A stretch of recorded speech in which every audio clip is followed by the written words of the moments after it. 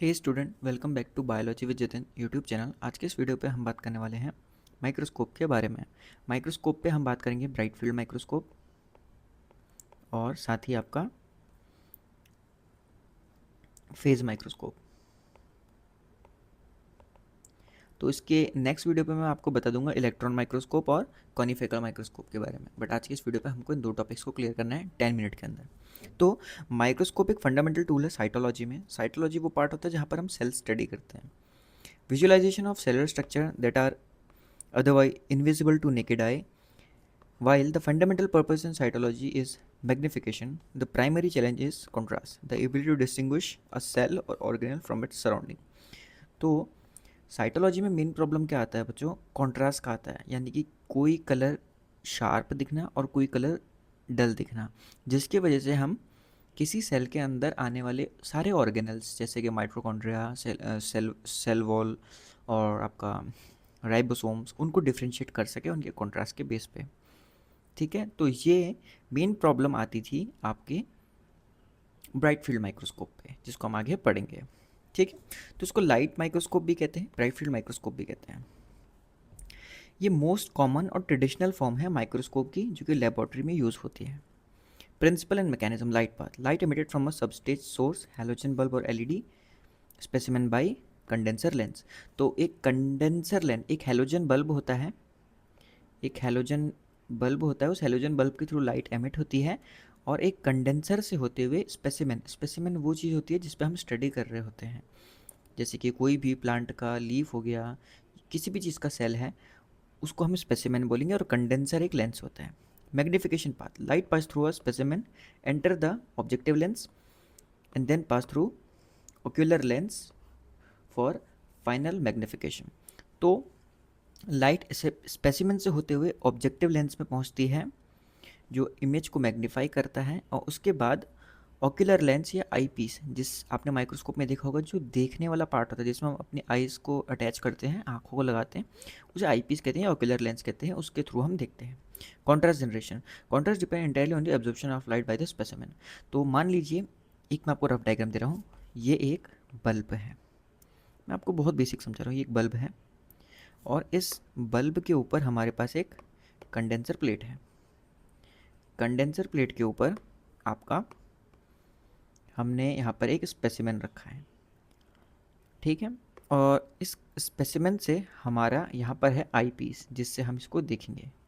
तो देखो, लाइट यहाँ से एमिट हुई, कंडेंसर से जाते हुए स्पेसिमेन पे गई, स्पेसिमेन से वो हमारे आई पीस तक गई। तो जितना लाइट यहाँ पर स्पेसिमेन एब्जॉर्ब करेगा, उसकी शेडो के बेस पे, उसके कॉन्ट्रास्ट के बेस पे हम पता लगाएंगे कि उसके अंदर क्या क्या है, उस सेल के अंदर। तो इस तरीके से यहाँ पर बताया गया है कि जो डेंसर पिगमेंट, जो डेंसर एरिया था, जहाँ पर साइटोप्लाज्म या कोई सेल के अंदर का ऑर्गेनल डेंस होगा, घना होगा, जिसकी डेंसिटी ज़्यादा होगी, वो ज़्यादा लाइट एब्जॉर्ब करेगा और ज़्यादा डार्कर दिखेगा, ज़्यादा डार्क अपीयर होगा, गहरे डार्क कलर का अपीयर होगा। और जो कम डेंसिटी वाला ऑर्गेनल होगा, साइटोप्लाज्मिक ऑर्गेनल, वो कम लाइट एब्जॉर्ब करेगा और ज़्यादा ब्राइट दिखेगा। तो डार्क और ब्राइट के बेस पे हम बताएंगे, ये जैसे एक सेल है, सेल के अंदर ये डार्क दिखा, ये लाइट दिखा, ये डार्क दिखा, ये लाइट दिखा, तो इसके बेस पे हम पता लगाएंगे कि यहाँ पर ये चीज़ है, यहाँ पर ये चीज़ है। ठीक है, अब इसकी लिमिटेशंस थी, क्योंकि पुराना इसकी लिमिटेशन थी कि जो लिविंग सेलुलर कंपोनेंट होते हैं, कुछ कुछ बहुत ट्रांसपेरेंट होते हैं और कलरलेस होते हैं। अब वो ट्रांसपेरेंट हैं, तो हर सेल तो एक जैसी होगी नहीं, तो जो जो सेल बिल्कुल ट्रांसपेरेंट होगी, वो पूरा ही लाइट को एब्जॉर्ब नहीं करेगी, वो पूरा का पूरा एमिट कर देगी, तो पूरा हमको सेल ब्राइट दिखाई देगा।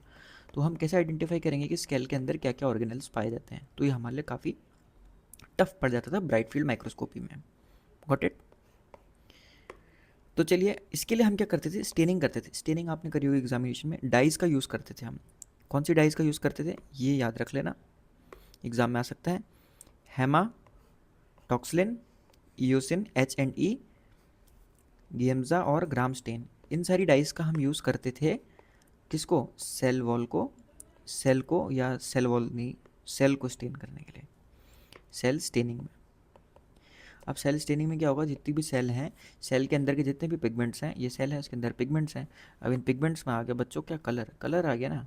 अब जहाँ डाइज हमने डाली तो जो पिगमेंट पहले ट्रांसपेरेंट थे अब वो कलरफुल हो गए। अब वो कलरफुल हो गए तो वो कॉन्ट्रास्ट शो करेंगे, और कॉन्ट्रास्ट शो करने से हमें पता लगेगा सेल के अंदर क्या क्या है। यहाँ पर ये बात ये कह रहा है कि सेलुलर मॉलिक्यूल जो प्रोटीन न्यूक्लिक एसिड होते हैं ये एब्जॉर्ब कर लेते हैं सर्टेन वेवलेंथ को लाइट की, और जिससे हमें पता चल जाता है। बट दिक्कत क्या है कि जो हम स्टेनिंग करते हैं वो सेल को किल करती है। एक सेल जो नॉर्मल स्टेट में थी, जो कि ट्रांसपेरेंट थी, जिसका डेंसिटी कम थी, हमने उस पर स्टेनिंग कर दिया। अब स्टेनिंग से जो सेल थी वो डेथ हो गई सेल की। तो हम कभी भी एक लाइव सेल के ऑर्गेनल्स नहीं देख पाएंगे एक ब्राइट फील्ड माइक्रोस्कोप के थ्रू। इसलिए इसको हमने बाद में यूज़ करना छोड़ दिया, क्योंकि लिविंग सेल के बारे में हम नहीं जान सकते। ये है, देखो एग्जांपल देख लो, ये बेस है, ये लाइट सोर्स है, यहाँ पर एक हैलोजन बल्ब लगा होगा, ये एडजस्ट करने का, ये सब छोड़ो। ये आपका डायफ्राम है, मैंने बोला ना लाइट जाएगी, कंडेंसर कह सकते हैं, कंडेंसर है। ये यहाँ पर आपका स्टेज है, यहाँ पर स्पेसिमेन आएगा। ये ऑब्जेक्टिव लेंस है, ये आपका आई पीस है। तो जैसे मैंने बताया था लाइट यहाँ से निकलेगी, लाइट यहाँ से निकली, कंडेंसर में गई, स्पेसिमेन में पड़ी, ऑब्जेक्टिव लेंस के थ्रू आई पीस से आपने उसको देखा। Got it. चलते हैं फेस कॉन्ट्रास्ट माइक्रोस्कोपी पे। ये किसने दिया था, इसका नाम याद रख लेना, फ्रिट्ज जर्निक ने 1932 में दिया था, और इसके लिए उन्हें नोबेल प्राइज़ भी मिला फिजिक्स में 1953 में।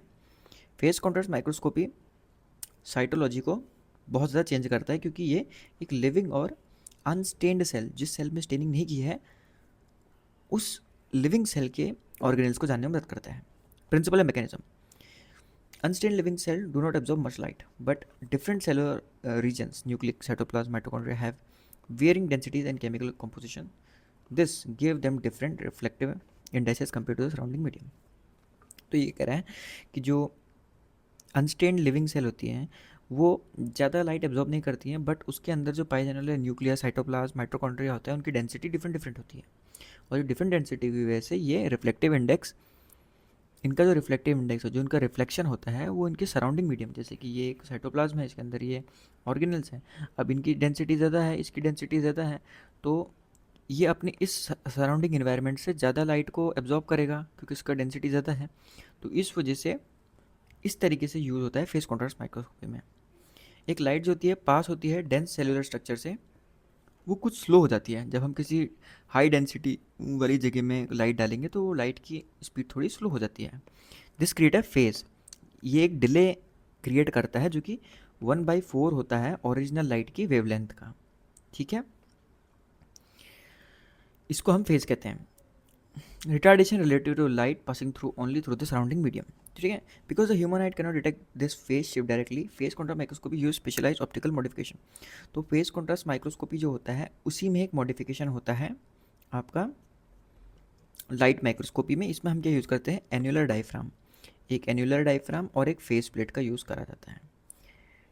ये फेस चेंजेस को तो हमारी आंखें तो देख नहीं सकती हैं लाइट कितना एब्जॉर्ब हुआ, कितना एब्जॉर्ब नहीं हुआ, तो एन्युलर डायफ्राम और फेस प्लेट के थ्रू हम फेस चेंज को ट्रांसलेट करते हैं इंटेंसिटी में और पाते हैं visible details.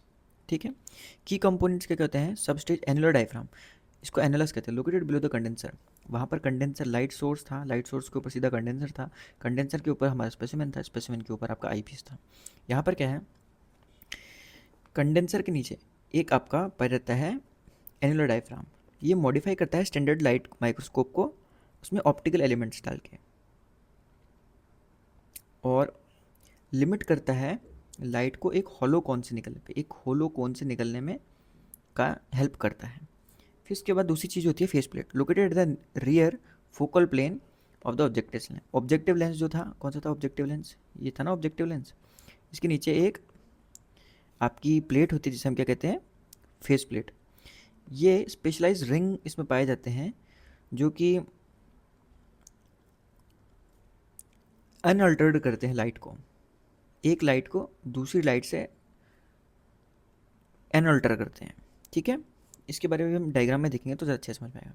Interference and image formation when the hollow cone of hit light. तो ये पहले डायग्राम देख लेते हैं। ये देखो लाइट, देखो लाइट सोर्स ये है, फिफ्थ में लाइट सोर्स है, एनुलर रिंग ये है, इसमें एक एनुलर रिंग लग गया, उसमें नहीं था एनुलर रिंग। तीसरे में कंडेंसर, कंडेंसर इसमें भी है, दूसरे में स्पेसिमेन, ये रहा स्पेसिमेन रखा है। पहले में क्या है, ऑब्जेक्टिव लेंस आ गया, इसमें फेस प्लेट, ऑब्जेक्टिव लेंस का पार्ट ये है।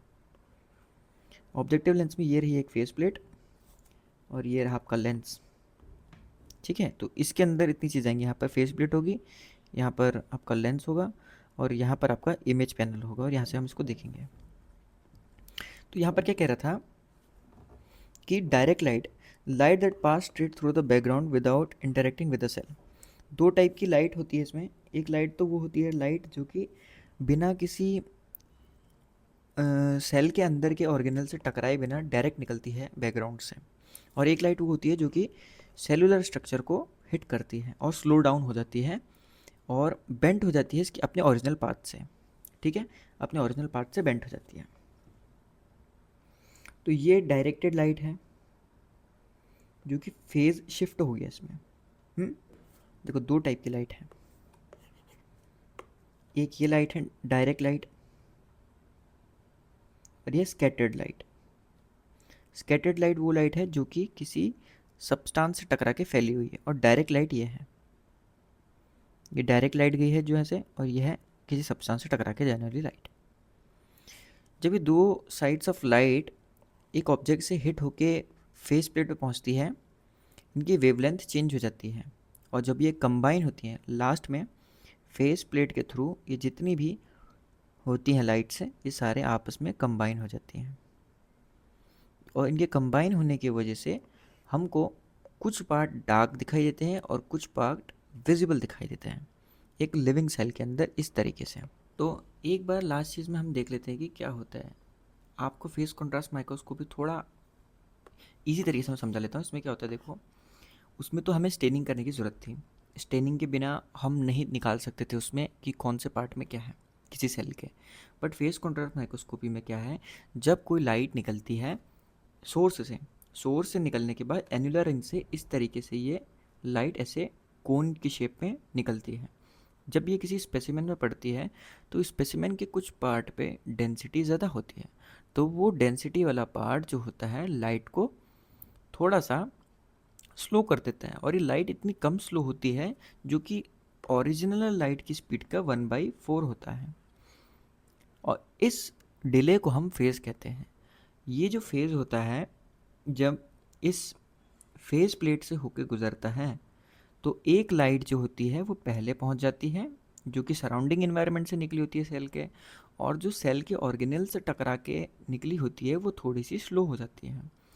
तो इस वजह से जब हम इसको आइस से देखते हैं तो जो जो सराउंडिंग से आ रही होती है लाइट वो हमें ब्राइट दिखती है, यानी कि क्लियर दिखती है, और जो लाइट हमको किसी चीज़ से टकरा के, यानी कि किसी ऑर्गेनल से, किसी पार्ट से सेल के अंदर के टकरा के आ रही होती है, वो थोड़ी सी हमें डार्क दिखती है। तो इस वजह से हमें एक 3D इमेज दिख जाती है जिसमें डार्क और लाइट कलर हमको दिखाई देता है, और इससे हम पता लगा लेते हैं कि कौन सा ऑर्गेनल प्रेजेंट है इस सेल के अंदर। Got it? Thank you so much for watching the video. Please try to subscribe